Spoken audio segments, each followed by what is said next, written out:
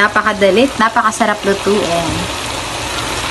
Pinapakuloan na natin yung labong or bamboo shoot. Ayan, pakukuloan natin siya hanggang lumambot. So, let's go! Pasok natin to sa ating labong. So, ayan. Ito yung chicken, mga wings banda. Tapos, syempre, magigisa tayo. Meron tayo itong sibuyas at bawang. Let's go! Kaya tayo ng mantika. Bawang. Baka hindi mo nagbungko. Ito natin yung sibuyas. Ito yung chicken.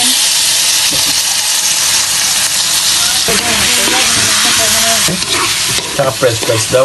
Yung chicken cube. Paminta.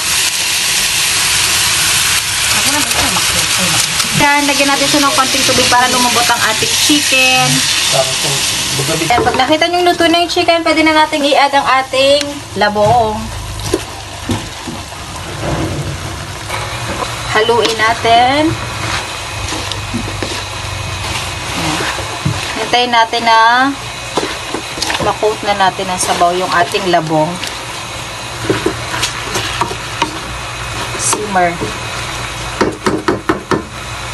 Mabilis na lang to kasi luto naman yung ating labong na. So, yan. Hintayin na lang natin siya na medyo lumambot pa.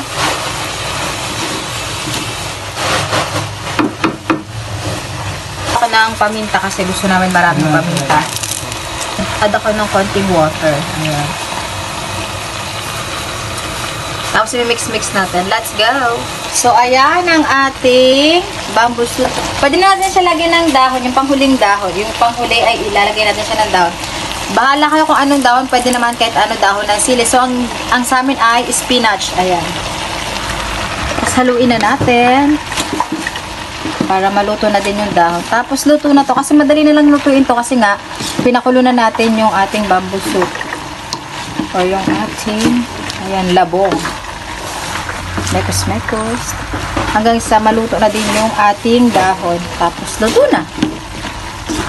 Bahala na kayo magtimpla. Siyempre, titikman nyo din kung ano yung kulang. Kung kulang ba sa asin, kulang ng ano. So, ako, nilagyan ko siya. Dinagdagan ko siya ng konting asin kasi kulang ng asin. So, ayun.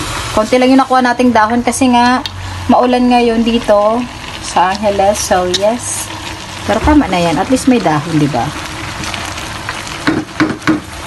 Ayan, luto na po ang ating ulam at ang aming ulam for today ay labong or bamboo shoot. Ayan, napakadalit, napakasarap lutuin.